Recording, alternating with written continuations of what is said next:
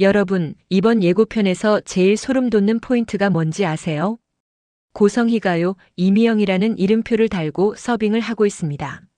아니, 그 고성희가요? 늘 비싼 얼굴, 비싼 말투, 비싼 자존심으로 살던 그 여자가 앞치마 두르고 3번 방 부탁해요를 하고 있다니까요. 이건 단순히 몰락했다가 아니라요. 고성희가 지금 아예 자기 이름을 버리고 사라졌다는 뜻이에요. 고성희는 이제 고성희라는 이름으로는 한 발짝도 못 움직입니다. 사문TV로 얼굴 다 퍼졌죠. 여론 뒤집혔죠. 박진석 쪽에서 사람 붙였죠. 돈줄 끊겼죠. 그러니까 선택한 게 뭐냐 바닥이에요. 진짜로 바닥까지 내려가서 아무도 안 알아볼 거라는 확신으로 숨은 겁니다. 근데요. 여기서 진짜 무서운 건 고성희가 숨었다고 끝이 아니라는 거예요. 이 식당 공간이요. 카메라가 사람을 인터뷰하는 공간이 아니라 신문하는 공간처럼 느껴지잖아요. 게다가 미영 씨가 서빙했으면 좋겠다고 하시던데요. 이 대사부터가요. 뭔가 이상합니다. 이게 그냥 손님이 저 사람 예쁘다 이런 느낌이 아니라 딱 들으면 느낌 오죠? 누가 고성희가 여기 있는 걸 알고 일부러 불러요. 미영 씨라는 이름을 콕 집어서요. 고성의 입장에서는 그 순간부터 심장이 얼어붙습니다. 왜냐, 이건 우연이 아니라 확신이거든요. 찾았다는 신호예요. 그리고요, 그 손님이 던지는 말들이 장난이 아니에요. 여기까지 오는 건 치사한 거 아니야? 여기 있으니까 왔지. 이 대화는요, 처음 보는 사람들 대화가 아닙니다. 고성희의 과거를 알고 고성희의 밑바닥을 알고 고성희가 어떤 사람인지 이미 다 꿰고 있는 사람이에요. 게다가 박진석을 찾으려고 해봐야 절대 못 찾아 이 말 이건 협박이죠. 내가 지금 무슨 판을 보려는지 다 안다는 뜻이에요. 그러니까 지금 고성희는 이미영으로 숨어서 살려는 게 아니라 솔직히 말하면 숨는 척하면서 다시 박진석을 되치려고 들어온 겁니다. 고성희는 늘 그래요. 바닥을 택하는 게 아니라 바닥을 연출해요. 사람들이 동정심 가지게 만들고 누군가 지갑 열게 만들고 다시 올라갈 발판을 만드는 거죠. 근데 그 남자가 그걸 딱 찢어버립니다. 이혼은 안 했으니 새 남자 찾을 수는 없고 돈 구하러 왔잖아. 여기서 고성희가 진짜로 긁히는 이유가 뭐냐면요. 이 말이 너무 정확해서예요. 고성희가 지금 필요한 건 사랑이 아니라 돈, 그리고 다시 판을 뒤집을 카드거든요. 근데 그 남자는 고성희가 어떤 스토리로 사람을 설득하는지까지 다 압니다. 애처로운 스토리 풀어낼 거고 그럼 돈 빌려줄 거 아니야? 와, 이건 사람을 벗겨놓고 보는 거죠. 고성희가 피해자 서사로 살아왔다는 걸 정면으로 조롱하는 겁니다.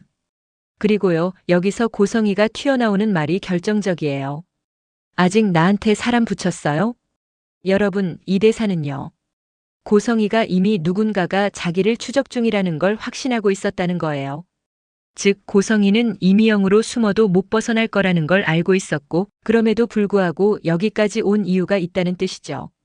뭔가를 찾으려고, 뭔가를 되찾으려고, 아니면 누군가를 만나서 거래하려고. 근데 그 남자가 딱 잘라 말합니다. 밖에 우리 소문나게 하면 넌 죽어. 내 귀에 헛들리면 넌 귀도 새도 모르게 사라질 거야.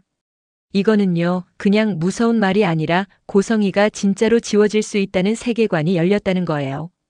예전엔 고성희가 사람을 지웠죠. 이제는 반대로 고성희가 지워질 차례라는 걸 알려주는 거예요. 그래서 소름이 돋는 겁니다. 그리고 예고편이 제일 잔인한 타이밍에 뭘 꽂냐? 바로 우진이에요. 갑자기 전화가 와서요. 어머니, 저 떠납니다. 지금 공항이에요. 잘 지내세요. 이 한 줄이 뭐냐면요. 고성의 인생 마지막 끈이 우진이라는 뜻이에요. 고성희가 아무리 이미영으로 숨어도 마지막에 기대는 건 결국 자식이거든요. 자식이 자기한테 등을 돌리면 고성희는 진짜로 끝이에요. 근데 더 소름인 건 고성희가 전화를 붙잡고 울부짖는데 전원이 꺼져 있어 연결되지. 이게요, 단순히 우진이가 폰 껐다가 아니라요. 누군가가 우진이를 먼저 가져갔다는 느낌으로 설계할 수 있습니다. 고성희가 찾기 전에, 고성희가 만나기 전에 누군가가 먼저 손을 뻗은 거죠. 그럼 여기서 질문 하나. 그 누군가가 박진석이냐? 저는요, 더 무서운 방향으로 봅니다. 박진석은 직접 뛰지 않아요. 박진석은 판을 만들고 사람을 움직이고 결과를 보게 하는 인간이에요. 그러니까 박진석이 직접 나오는 순간은 고성희가 이미 끝난 뒤일 확률이 높고요. 지금 이 예고편은 박진석이 아니라 박진석도 모르는 제3자가 움직일 가능성이 커요. 왜냐면 고성희가 사문TV, OTP, 동명이인, 추적 이런 걸로 너무 판을 키웠잖아요. 판이 커지면요, 박진석이 독점할 수가 없습니다. 그 틈으로 누군가 끼어들어요. 그리고 그 누군가는요, 정리를 합니다. 사고처럼 보이게요. 그래서 다음 화에서 가장 드라마틱하게 갈 수 있는 흐름은 이렇게 해요. 고성희는 식당에서 이미영으로 버티려 했는데 그 남자의 한마디로 정체가 흔들리고 밖으로 튀어나오는 순간 정체불명 차량이 천천히 따라붙고 동시에 사문TV는 속보 자막을 띄워요. 사문TV 폭로 당사자 고성희, 이미영으로 잠적 확인. 그리고 고성희는요, 그 순간 깨닫습니다. 자기가 만든 여론지옥에서 자기가 제일 먼저 불타고 있다는 걸요. 마지막에 박진석은요, 직접 나타나는 게 아니라 전화 한 통으로 공포를 찍을 겁니다. 고성희가 숨을 헐떡이는 순간 발신자 미상. 받으면 박진석 목소리. 이미영 잘 어울리더라. 여기서 고성희가 멈춥니다.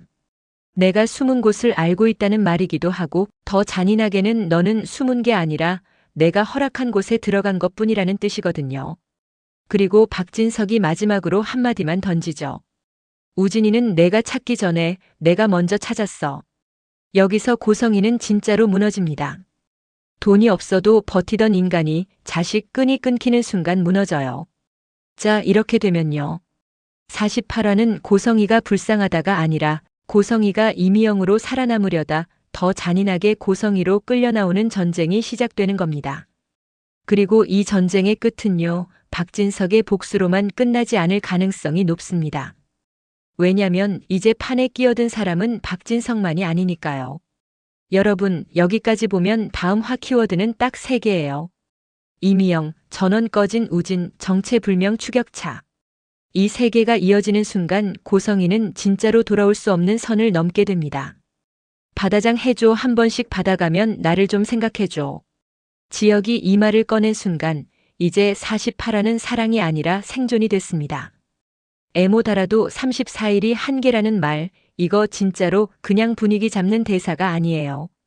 병원은 이미 치료 단계가 아니라 시간을 사는 단계로 넘어갔고요.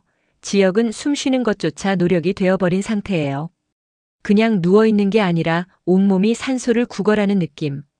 모니터 숫자 하나 떨어질 때마다 간호사가 먼저 눈치를 채고 의료진은 말수가 줄어듭니다. 말이 줄어든다는 건 방법이 줄어든다는 뜻이거든요. 산소 포화도 또 떨어집니다. 혈압 유지가 안 됩니다. 그런 말이 쌓일수록 지역이의 얼굴은 점점 더 창백해져요. 그리고 결국 담당이가 가족들 앞에서 딱 잘라 말하죠. 지금 이 식 아니면 위험합니다. 이때부터는 기다리면 좋아질 수도 있어요. 같은 위로가 사라져요. 병원에서 위로가 사라지는 순간이 진짜 공포입니다. 근데 더 무서운 건요, 이걸 다정이 서류로 알게 된다는 겁니다. 다정은 원래 가족 서류 같은 거 정리하는 사람이잖아요. 집안 돌아가는 거 모르는 척해도 결국 다정이 손을 거치면 다 정리되는 사람. 그래서 더 잔인해요. 어느 날 다정이 책상 위에 놓인 봉투를 무심코 열어보는데 거기에 적혀있는 글자들이 그냥 글자가 아니에요. 심장이식 대기 응급시 우선순위 신부전 악화 이런 단어들이 다정 눈에 꽂히는 순간 다정의 표정이 먼저 무너집니다. 입이 먼저 열리는데 소리가 안 나요. 숨부터 막혀요. 손이 덜덜 떨리면서 종이가 바닥으로 흘러내리고 다정은 그걸 주워야 한다는 생각도 못하고 그대로 주저앉아요. 그리고 진짜로 땅을 치듯이 울어요. 나 못 살아 어떻게 우리 지역이. 이 울음은 그냥 슬퍼서 우는 게 아니라 엄마가 현실을 인정하는 순간 나오는 울음이거든요. 아들이 아프다가 아니라 아들이 떠날 수도 있다는 문장을 다정이 자기 몸으로 받아들이는 울음. 상철은 여기서 제정신이 아닙니다. 상철은 늘 참고 버티는 사람이었는데 이번엔 버티는 게 아니라 부서져요. 다정이 바닥에서 울부짖는 걸 보는 순간 상철은 사람을 붙잡고 말할 논리가 사라지고 그냥 본능으로 소리부터 나옵니다. 혹시 알아? 세상은 기적이란 것도 있잖아. 그 말이 너무 처절해서 더 무너져요. 왜냐면 상철이도 그걸 알거든요. 기적은 말로 만드는 게 아니라는 걸. 그런데도 말이 튀어나오죠. 그리고 상철이 말도 안 되는 말을 해요. 당신이 나 찔러 내 심장 꺼내게 하자. 이건 의학적으로 가능한지 불가능지 그런 얘기가 아니라 아버지라는 사람이 할 수 있는 모든 걸 넘어서는 절규예요. 내가 대신 죽겠다가 아니라 내가 지금 당장 내 심장을 꺼내줄 테니 가져가라는 그 수준의 미친 모성, 미친 부성. 다정이 그 말을 듣고 더 오열합니다. 여보 여보 하면서 상처를 붙잡고 두 사람은 거실이 아니라 그냥 전쟁터가 돼요. 아들의 생명 앞에서 부모는 어른이 아니고 그냥 무너지는 인간이에요. 그리고 그 와중에 지혁과 은호는 가장 슬픈 첫날 밤을 보냅니다. 이게 더 잔인한 건 둘이 이제 막 서로를 붙잡았잖아요. 서로 마음 확인하고 이제야 숨길 거 다 내려놓고 이제야 사랑을 시작했는데 그 시작이 하필이면 병원 침대 위예요. 은호는 간호사 눈치 보면서 환자 침대에 조심조심 올라가요. 좁고 딱딱한 매트리스, B- B- 기계음, 차가운 공기. 근데 은호는 그게 다 상관없어요. 지영 옆이면 그냥 다 괜찮아져요. 은호가 억지로 밝게 말합니다. 첫날 밤을 이렇게 보내는 커플은 대한민국에서 우리밖에 없을걸. 이 말이 웃긴 말인데 웃기지가 않죠. 둘 다 알아요. 이건 달달한 신혼이 아니라 마지막일 수도 있는 밤이라는 걸. 그래서 더 안아줘요. 더 손을 잡아요. 더 숨을 맞춰요. 은호는 지역의 가슴에 귀를 대고 심장 소리를 들으려 하는데 심장은 약하고 기계음이 더 크게 들립니다. 은호는 울음이 올라오는데 지역 앞에서 울고 싶지 않아서 이를 꽉 깨물어요. 지역이 그걸 알아채고 아주 작은 목소리로 말합니다. 울지 마. 근데 그 울지 마가 위로가 아니라 부탁처럼 들려요. 나도 무서우니까라는 말처럼. 결국 은호가 버티다 무너집니다. 지역이 바다장 이야기를 또 꺼내요. 나 우리 할머니처럼 바다장으로 해줘. 한 번씩 바다 가면 나를 좀 생각해줘. 그 순간 은호는 완전히 터집니다. 감정을 숨기려다가 참다가 버티다가 한 번에 폭발해요. 선배, 바다장 같은 소리 하지 마요. 나보고 평생 울라는 거예요? 목소리가 떨리고 얼굴이 일그러지고 손이 지역을 붙잡아요. 지역이 아주 작게 웃는데 그 웃음이 너무 아파요. 은호가 울면서 더 붙잡습니다. 기적 나 안 믿었는데 이번엔 믿을게요. 선배가 살아야 하니까. 그 말이 은호의 고백이자 다짐이자 협박처럼 들려요. 살아야 한다는 말이 얼마나 잔인한지 아는데도 그 말밖에 할 수가 없죠. 근데 진짜 소름은 마지막이에요. 병원 복도에 갑자기 방송 소리처럼 울리는 호출. 이식팀 호출입니다. 긴급 매칭. 의료진들이 뛰어다니고 수술복 갈아입는 소리가 들리고 누가 환자 차트를 들고 달려가요. 가족들은 뭐야? 지금 뭐야? 하고 멈춰 서 있는데 그 순간 동시에 TV에서 뉴스 자막이 번쩍 뜹니다. 누군가 끝났다. 사고, 긴급 후송, 중태, 뇌사 가능성 그런 단어들이 빨간 속보로 깔리고 병원은 더 조용해져요. 왜냐면 다들 같은 걸 알고 있기 때문이에요. 기적은 하늘에서 떨어지는 게 아니라 누군가의 끝과 맞물려서 옵니다. 이게 드라마가 잔인한 방식으로 균형을 맞추는 순간이죠. 한 사람이 살아야 하는데 그 살아야의 자리에 누군가의 끝이 들어갑니다. 그리고 수술실 앞. 문이 열렸다 닫히는 순간 은호가 마지막으로 묻습니다. 목소리가 거의 안 나와요. 숨이 떨려서요. 기증자 누구예요? 원칙상 말 못합니다. 그런데 상황이 너무 급해서 의료진도 숨길 수가 없어요. 의사가 잠깐 망설입니다. 그 짧은 침묵이 제일 무섭습니다. 그 침묵이 이름을 말하면 모든 게 무너진다는 걸 말해주거든요. 은호의 눈이 의사 입술만 쳐다봅니다. 그때 의사가 아주 낮게 말해요. 고성의 시입니다. 은호는 그 자리에서 멈춰요. 진짜로 몸이 멈춥니다. 고성희라는 이름은 은호에게 사람이 아니라 전쟁이었고 악몽이었고 뉴스였고 지역을 몰아붙이던 칼이었는데 그 심장이 이제 지역의 가슴으로 들어간다니. 은호는 감정이 뒤엉켜요. 미움, 혐오, 죄책감, 그리고 어쩔 수 없는 감사 같은 감정까지. 그게 한 번에 올라오니까 숨이 막히죠. 은호가 말하려고 하는데 목소리가 찢어져요. 선배, 이게 운명이에요. 지혁은 이미 산소 마스크를 쓰고 있고 눈꺼풀이 무겁게 내려앉아 있는데도 아주 힘겹게 웃습니다. 운명이라기엔 너무 잔인하지. 은호는 그 말에 더 무너져요. 그리고 더 꽉 잡아요. 잔인해도 선배는 살아야 해요. 살려서 이 판 끝내요.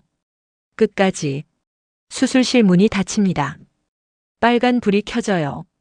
그 순간 화면은 회복실로 넘어갈 것처럼 불안하게 흔들리고 뉴스 자막은 계속 올라가고 복도에서는 기자들이 이식 수혜자가 누굽니까를 외치고 가족들은 대답을 못해요. 왜냐면 지금 이 생존은 누구에게도 당당하게 말할 수 없는 방식으로 굴러가기 시작했거든요. 은호의 표정이 여기서 바뀝니다. 울고 있는 얼굴인데 그 울음이 슬픔이 아니라 결심이 돼요. 나는 끝까지 숨길 거야. 선배가 살아야 하니까. 이 결심이 다음 화의 지옥문을 열어버립니다. 그리고 마지막 컷. 수술실 앞 복도 TV에서 또 자막이 뜹니다. 사문 TV 속보 이식 기증자 충격 실체 병원 관계자 단독 제보. 은호의 휴대폰이 진동합니다. 누군가 메시지를 보내요. 기증자 고성애 맞죠? 은호는 화면을 보자마자 손에서 폰을 떨어뜨리고 그 폰이 복도 바닥에 딱 소리를 내며 굴러갑니다. 그 소리 하나로 은호의 숨이 턱 막혀요. 이제 48화는 이식이 아니라 숨김 때문에 터지는 전쟁입니다. 지역을 살리기 위해 숨겼던 이름 하나가 결국 은호를 무너뜨릴 거예요.